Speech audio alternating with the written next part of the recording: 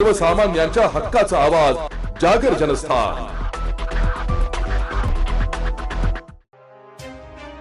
विघ्नहर्ता गणरायाचे आगमन अवघ्या 2 दिवसावर येऊन ठेपले असून राज्यात मोठा उत्साह पाहायला मिळत आहे। धुळे शहरातील बाजारपेठा देखील गणरायाच्या स्वागतासाठी सजल्या असून मोठ्या प्रमाणात गणेश मूर्त्या बाजारात दाखल झाल्या आहेत। त्याचप्रमाणे शाडू मातीच्या देखील गणेश मूर्ती विक्रीसाठी दाखल झाल्या आहे। पर्यावरणपूरक अशा शाडू मातीच्या गणेश मूर्ती नागरिकांनी स्थापन कराव्यात असे आवाहन देखील गणेश विक्रेत्यांकडून करण्यात येत आहे। नमस्कार, फुलवाल्या चौकातील मी विजय अरुण बारी बोलतोय।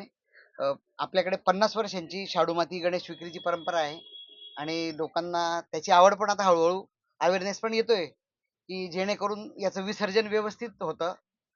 त्यामुळे लोकांना आता माहिती होते की बा आपण पीओपीच्या मूर्त्या घेतल्या नाही पाहिजे बा, कारण त्या मूर्त्या वितळत नाहीत, विरघळत नाही आणि विसर्जन होत नाही त्यांचं।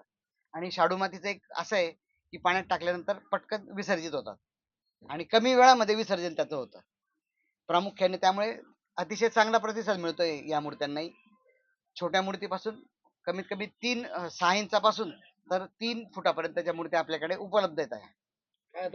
किमतीमध्ये थोडीफार वाढ तर होतच असते आणि यावर्षी तर चांगला प्रतिसाद आहे। धुळेकर नागरिकांना काय आवाहन करा? धुळेकर नागरिकांना हेच आवाहन करणार की बा शक्यतो शाडू मातीच्या गणपती घ्या की जेणेकरून विसर्जनाला त्याला अडचण येत नाही आपल्याला। एवढं। जागर जनस्थानसाठी रूपक बिरारी, धुळे।